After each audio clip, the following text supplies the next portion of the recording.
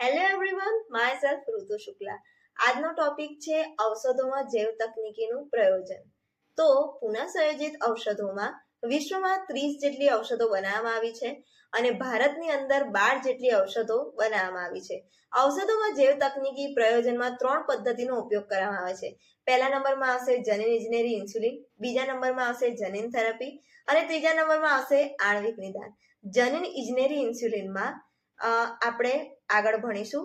તો સ્વાદુપિંડ જે હોય છે તેની અંદર 2 ભાગ આવેલા હોય છે, બાહ્યસ્ત્રાવી ભાગ અને અંતઃસ્ત્રાવી ભાગ. અંતઃસ્ત્રાવી ભાગની અંદર 2 પ્રકારના કોષોનો સમાવેશ કરવામાં આવે છે, આલ્ફા કોષ અને બીટા કોષ. આલ્ફા કોષ જે હોય છે તે ગ્લુકાગોનનો સ્ત્રાવ કરે છે અને બીટા કોષ જે હોય છે તે ઇન્સ્યુલિનનો સ્ત્રાવ કરતો હોય છે. ઇન્સ્યુલિનના ઉણપના કારણે ડાયાબિટીસ મેલિટસ નામનો રોગ થતો હોય છે. પહેલાના સમયમાં કોઈ પણ ઢોર અથવા ભૂંડને મારી અને તેનો સ્વાદુપિંડ લઈ અને મનુષ્યમાં દાખલ કરવામાં આવતું હતું, પરંતુ આ પ્રકારની પદ્ધતિથી કેટલાક મનુષ્યની અંદર એલર્જી થતી હતી, જેના કારણે મનુષ્યની અંદર બીજી કઈ રીતે ઇન્સ્યુલિન બનાવવામાં આવે તે રીત શોધવામાં આવી. મનુષ્યની અંદર ઇન્સ્યુલિન જે હોય છે તે પ્રો ઇન્સ્યુલિન સ્વરૂપે હોય છે. પ્રો ઇન્સ્યુલિનમાં સી પેપ્ટાઇડ શૃંખલા હાજર હોય છે અને ત્યારબાદ તે પરિપક્વ થાય છે, અને પરિપક્વ જો ઇન્સ્યુલિન હોય તો તેની અંદર સી પેપ્ટાઇડ શૃંખલા હાજર હોતી નથી.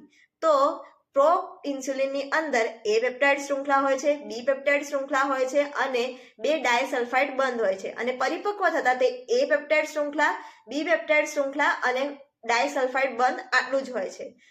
તો 1983ની અંદર ઇલી લિલી નામની અમેરિકન કંપનીએ સૌપ્રથમ કૃત્રિમ ઇન્સ્યુલિન શોધવાની પદ્ધતિ વિકસાવી. તો કોઈ પણ બેક્ટેરિયા કે જે એ પેપ્ટાઇડ ઉત્પન્ન કરતું જનીન ધરાવે છે તેને લીધું, પછી એક બાજુ પ્લાઝમિડને લીધું, પ્લાઝમિડને રિસ્ટ્રિક્શન ઉત્સેચક વડે કાપી તે જનીન જે એ પેપ્ટાઇડ શૃંખલા મળતી હતી તેની સાથે જોડી દીધું, જેને આરડીએનએ કહેવામાં આવે છે. હવે આ ડીએનએને ઈ કોલાઈ બેક્ટેરિયાની અંદર સ્થાપિત કરવામાં આવ્યું અને તે સ્થાપિત કરતા એ પેપ્ટાઇડ મળી ગયું.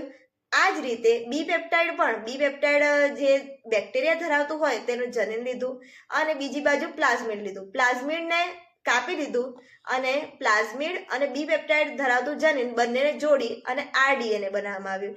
આને હવે ઈ કોલાઈ બેક્ટેરિયાની અંદર સ્થાનાંતરિત કરવામાં આવ્યું. ઈ કોલાઈ બેક્ટેરિયામાં સ્થાનાંતરિત કરવાના કારણે આપણને બી પેપ્ટાઇડ શૃંખલા મળી.